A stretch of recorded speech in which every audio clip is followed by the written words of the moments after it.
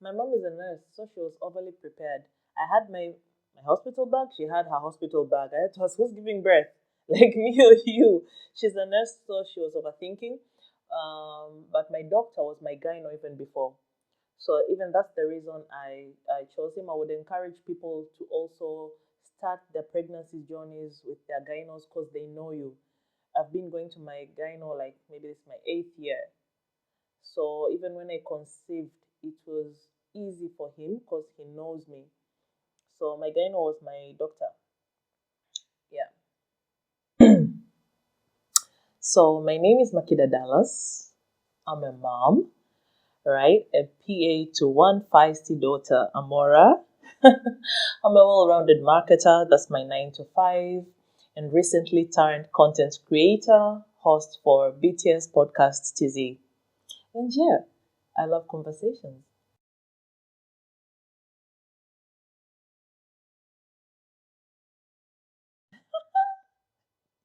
Interesting. Now, I don't drink beer occasionally. I'm a cider person or wine a bit and a whiskey person. And then I go out with my friends. I was with my friend called Queen. And suddenly I try some wine. I'm like, this tastes like horrible. But I'm like, it doesn't hit me like this is what you drink every day. I try my whiskey. I'm like, why does it taste so horrible? You know what? Just give me a beer. They give me a beer. I chug the first one down. I chug the second one. I'm like, hold up. That's my second beer. This beer is so tasty. I chug the third one. My friend goes up, hold up. Something is, are you craving beer? Like literally, this is within like 40 minutes. 40 minutes an hour.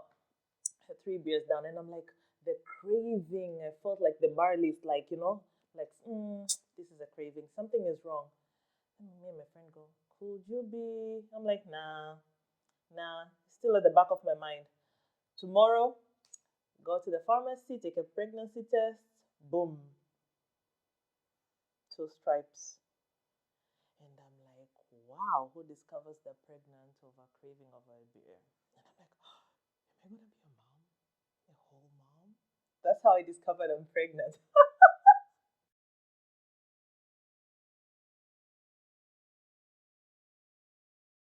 Strangely to say, because I had Amora is my daughter's name, at 31, but it was still shock. I've been on birth control forever and a day. And then, like, when you take so much, it messes up your hormones, taking it from uni all the way to your working years, so that it's hard to conceive in a way. By the way, kids, that stuff they say about too much birth control, your hormones, it's true. So it got to a point where I wasn't conceiving and I was like, I'm safe, you know? Um, so when I got pregnant, I was shocked. And as much as I was 31, I'm more scared of my mom. Hi, mom. I'm more scared of my mom than my dad. So I was like, how do I tell her I'm pregnant? And then I'm not married. That was, I come from the typical Tanzanian families. So I was like scared to tell my mom, but I was excited. Because with the birth control for the longest, even after I stopped it, I wasn't getting pregnant. So it's sort of, you start getting relaxed and used to it. So it hit me, I'm excited, and my partner is excited. Amora's dad was over the moon because his circle of friends, they all had babies, two, three, and he was the only one who didn't have a child. So he was excited, but I was scared to tell my mom.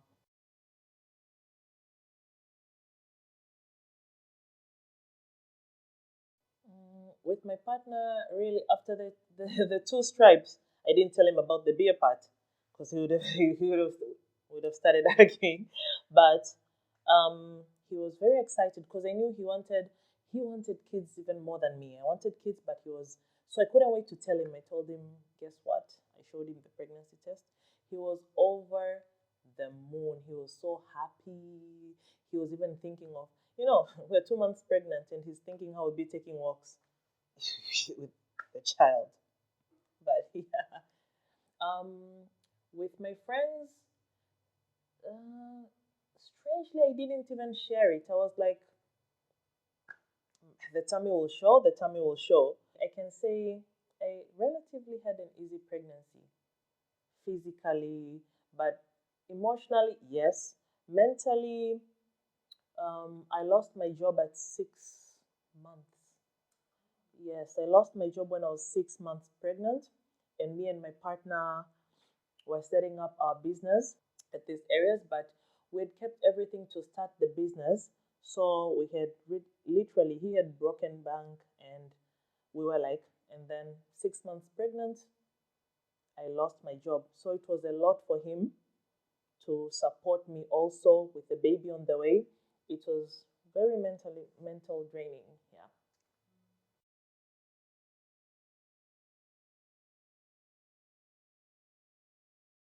I think I didn't really my first and second trimesters, but okay.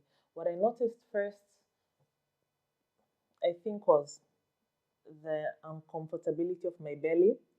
I stretched, and my clothes are a bit tight fitting at the air. So the uncomfortability of something being, tight, and my skin, my boobs. Oh my God. It's like we're fighting every morning. Me and my boobs. Oh, what do you want the attention? Why do you want the attention? But for me, it was my boobs and my belly, the discomfort. First trimester, second trimester, the third, yeah, I got edema. What's it called? Edema. My feet were very swollen the last trimester, but through that, I can say it was very literally, I didn't have many changes. Yeah.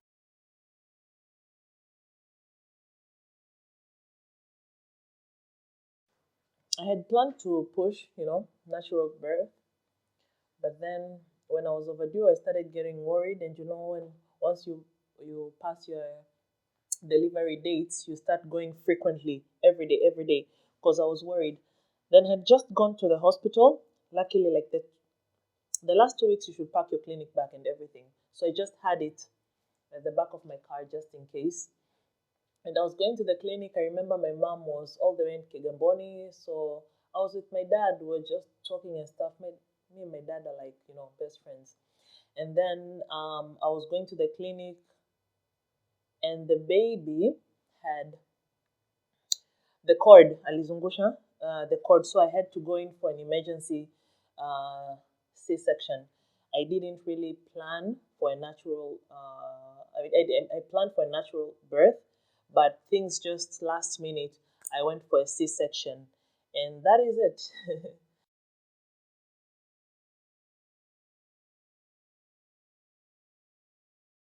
Before delivery, I think the first hit was, as I mentioned, when I was 6 months due, losing my job and suddenly having to replan our life, our priorities. That really took a mental toll on us. But God came through. I got another job, so that helped with mentally and emotionally part for both me and my partner. But relatively through the pregnancy, the support was there. It was very smooth. After delivery, it was very mentally and emotionally draining for both of us. He was a new dad, and I was a new mom. We both don't know what to do. There's what people tell you, but when you're in your space now, you don't have anybody to ask. It's like it's very draining, and there's this human being who's literally so dependent on you. And we really struggled, to be honest. We really struggled with having a young baby and our lives just being yeah, turned over. But I'm glad we came through for each other. But I also got support from family. I went to therapy, which is I'm very open about it, and I think I really understood postpartum depression better after I had my daughter, because you feel like people are helping, but you don't feel like they're helping. I remember I even fought with my mom, but not physically, but it was there's what they'll tell you. Everybody's giving you advice, but you're exhausted. And sometimes you want to raise your baby the way you know fit, a mix of what you've learned and what you've read about, but you're not traditional mothers. There's nothing that you can do right. So it got to a point, it was just heated, and I realized, oh my God, It's the emotional and mental. I'm drained, but I can really say mental and emotionally, it was a struggle after delivery. Yeah.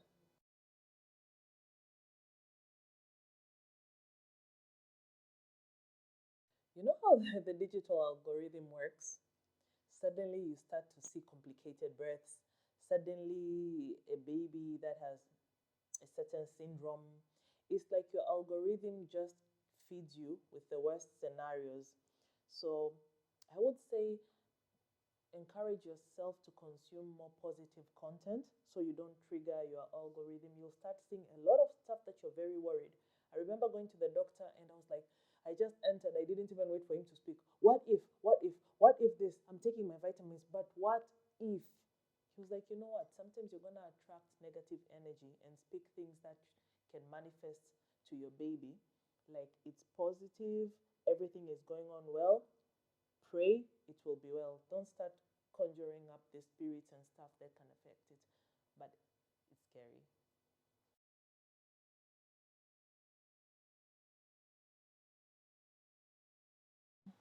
My second trimester, there's just something nice. Weird, but I kind of miss the belly.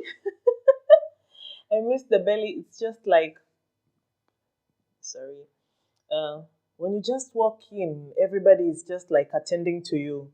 Are you okay? Are you okay? Is that okay? Maybe you can sit here. It's like you all see me right now. Like I'm not, like I'm healthy. It's a baby. But there's just something really nice about also feeling the heartbeats in the morning, like you'll be bathing and then you'll feel a kick. It's just beautiful. It just shows you how, I mean, God is really great. Like it's a whole being that you're baking, and it's a human. I'm bringing a human. I think I miss the belly. Strange, but yeah.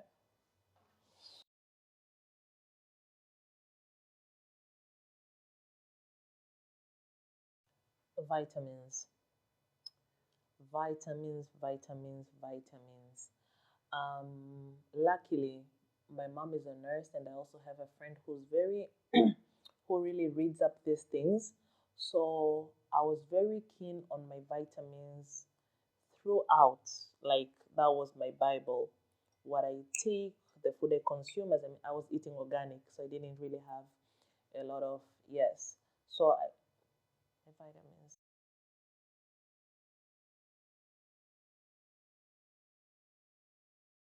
I struggle with exercise, so I even struggled with it during the pregnancy. Like, if you're not an exercising person, don't feel like it will change when you're pregnant. Nope. Walked a bit, and I was like, no, no, no. If this baby's gonna come, they're gonna come. But I don't want to lie. No, I didn't.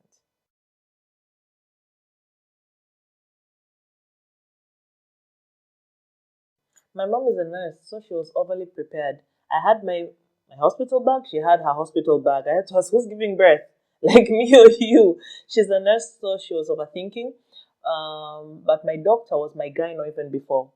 So even that's the reason I chose him. I would encourage people to also start their pregnancy journeys with their gynos because they know you. I've been going to my gyno like maybe it's my 8th year. So even when I conceived, it was easy for him because he knows me.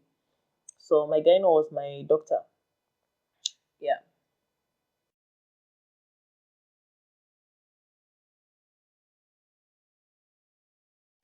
Actually, the pregnancy made us more close. We were very, made us more intimate. We had conversations that we never really, we were just touching on the surface, but with the baby coming, we really had the tough conversations. And that's what I appreciated because we're bringing a life into this world. It was the tough conversations that we had ignored earlier on.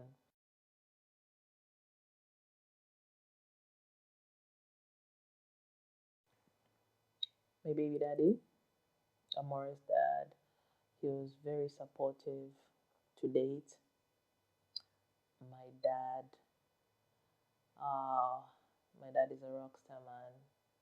He he just he was very supportive even before he met Amora. So My mom, moms, she was very worried, but she was very supportive. But I can say family, my partner, and some of my friends, Queen, Juliet, yeah, Jojo, Maria. I had supportive friends, to be honest.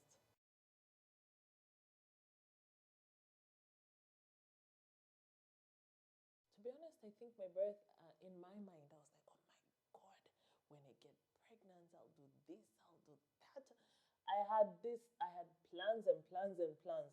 When I got pregnant, I had so much work. I treated it very casually. It was quite the opposite of what I had planned. I didn't do anything overboard. I did my clinic shopping, my birth uh, delivery shopping like very last minute, but I was very planned. I didn't go overboard. I had a very direct list of the stuff that I want, and I got exactly that like last minute. And I didn't know if I was getting a boy or a girl, so I did unisex. I knew I very I was so sold on I'm gonna get a boy. We even had a name. Like so I was like Travis, and I would say they'll call me Mama T, Mama T. I'm like, yeah. Even Rahim, one of my friends, was like, huh? Who's T? We don't want you calling our coming child Tyson, like but it was Travis, because I like Travis Scott. And I was like, Travis, Travis. I knew I was getting a boy. Everybody knew because we have too many boys in our family and on my partner's family. So when I delivered, and the doctor told me, because I didn't want even to look at the ultrasound, and the doctor turned the gender, because when they pull the baby out, they show you the gender. The baby cries, make sure, then they take the baby out. I was like, wait, is that a girl? Now I'm heavily sedated. I'm like, what? I start crying, like, when you're sedated, you're crying in slow motion. So I'm like, what? It's a girl. I was so confused. And then I could hear my mom, it's a girl, it's a girl. I got a granddaughter. Everybody was so happy. I was overjoyed. But I was like, and then my partner was asking me, so what are we gonna call her? And I'm like, I don't know. I knew I had Travis 30 minutes ago. Now I don't know. It's like, what do you feel? I'm like, I just feel love. Then more my partner just went and Googled more in different, like, more Googled love in different languages. And then Spain took the win. Amora is love in Spanish. So, hence Amora. But I think that was the best day of my life, knowing I have a girl. It was nice. Yeah.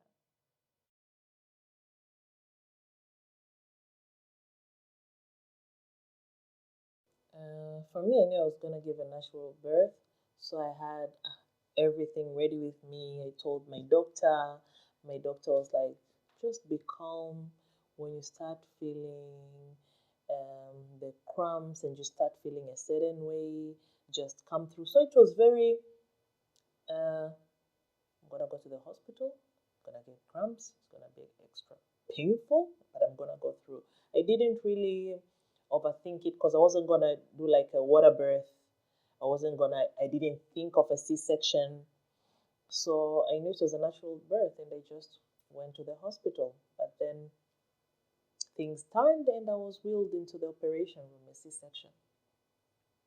Not much planning, to be honest.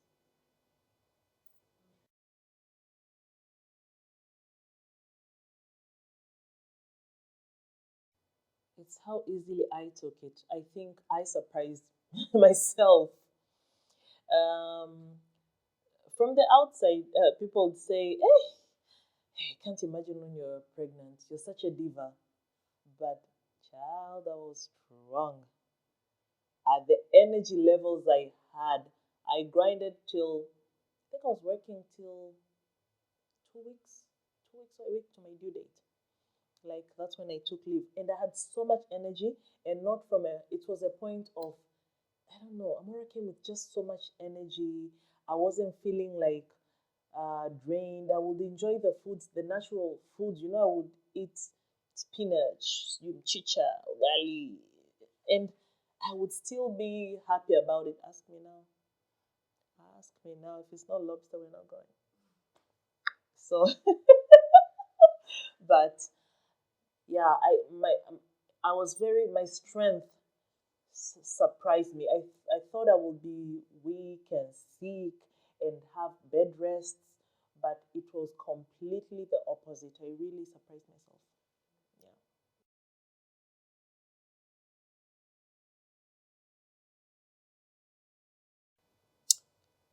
For a girl or a lady who wants to have kids, my biggest advice would be, do you want to have a kid? Like yourself, do you want to have a kid? Because that commitment, the dedication, and the sacrifices, it's a different ball game. Don't do it under pressure because you're having a good relationship with your boyfriend. So, it will be cute for us to have a child. No. And even I would really put it this way. Think about the man not being in the picture. Would you still want to have a child? If you still want to have a child, then just do it, but do it because you want to have a child. No pressure. Yeah. And don't expect like,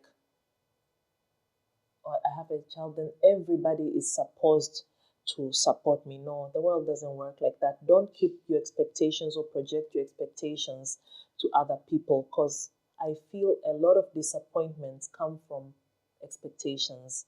You're expecting your partner to behave like this, you're expecting your friends to behave like this, but the world doesn't revolve around you. So make a decision because it's what you truly want. Yeah.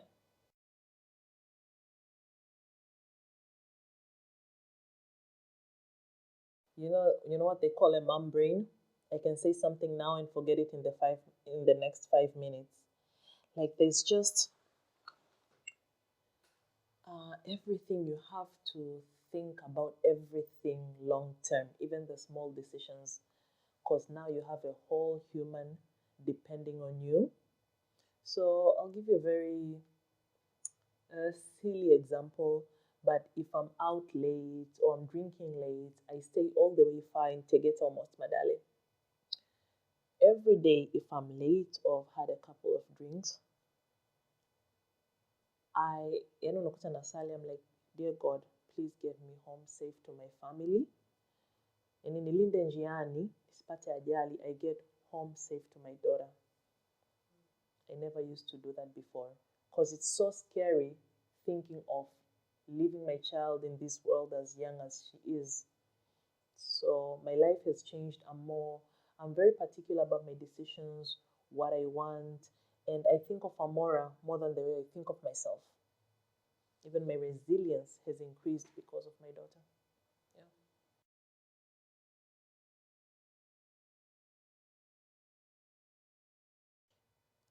A lot has changed, and I think it has made me and my family and my partner's family be more open-minded, because also he comes from a very strong Muslim background.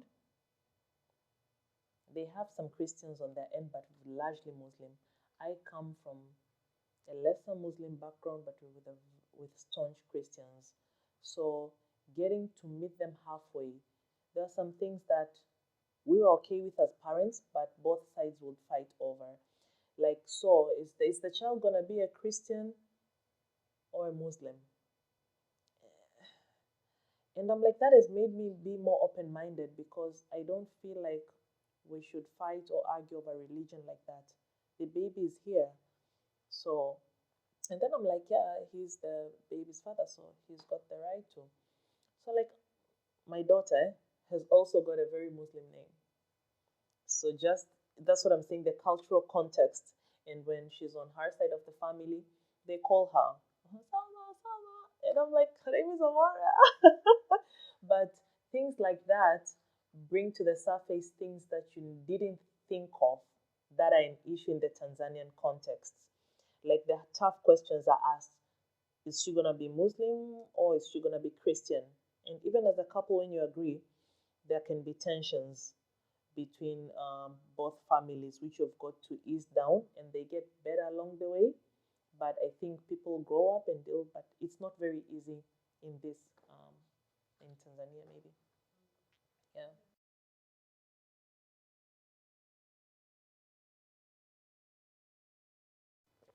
Why aren't you at home with that big belly? Why aren't you at the bar?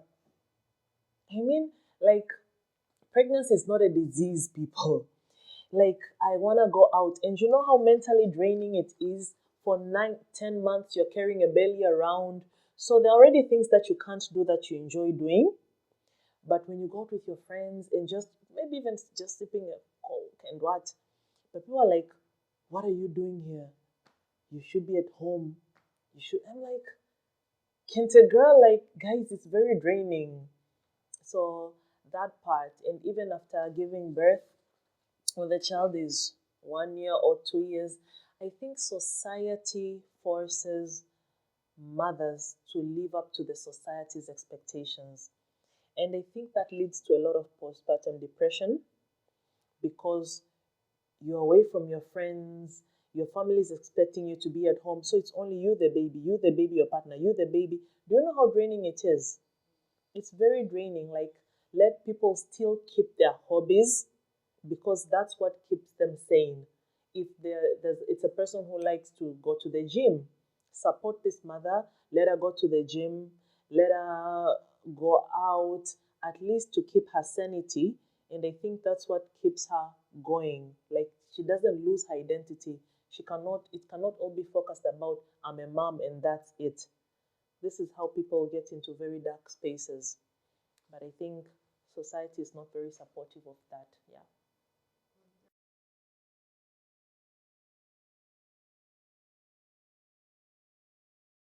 I think Western media is, you have the good and the bad, and the bad you just have to, you know.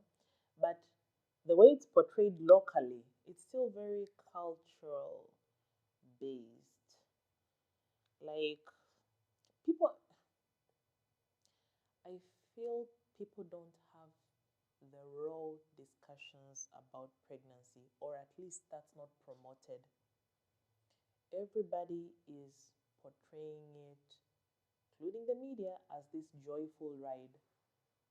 Yeah, there are things that are very tough with it, and it's not all roses. That's what I'm trying to say. It's not all roses, and I think respect people's decisions. Not pregnancy is good, but even the person who chooses not to have a child, I feel that's also fine. It's not like everybody's destiny is. I have a daughter, and I'm very okay with somebody who doesn't have a child. Knowing what I know right now, I fully respect people who don't want kids because it's not. I feel like media, especially African media and Tanzanian media, ties it to that's the achievement of your life. There's nothing beautiful. It is beautiful, but let people make their choices. Let everybody make their choices and be at peace with it. Okay, final thoughts. Is there anything else you'd like to share about your pregnancy journey? Mm. This stigma around natural birth, C-section, I think it's very silly. It's very silly in a way. I feel like, it's very judgmental that modern mothers, aka city moms, opt for C-sections and the natural birth are the real deal. My friend, yeah, I don't want to go out of character.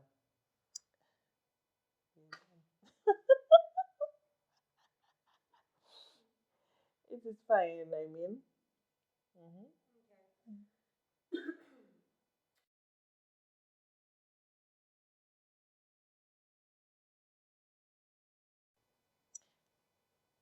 With Amora, I wanted to know that she was prayed for, she was wished for. I was excited even before I met her. I'm very honored to be her mother. I love her. Amora, I love you.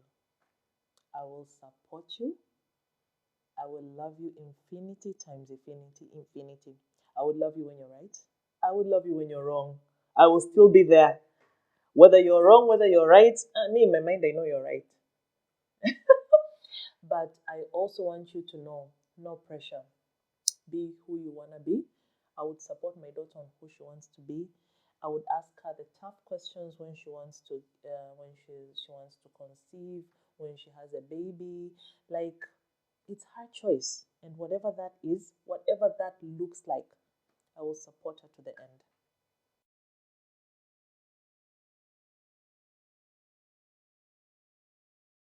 Before getting pregnant, I thought I would have five, six kids after pregnancy. If we're lucky, maybe Amora would have a brother or a sister. But no, like, it has changed me. I used to take it lightly, but the commitment and everything now, it helps me see myself and see, like, me and my partner have intentionally made the choice to have less kids, and it's because of all the moving pieces and how everybody wants to live their life in a certain way. So it has really made me conscious of the decisions, of the number of kids that I want to have.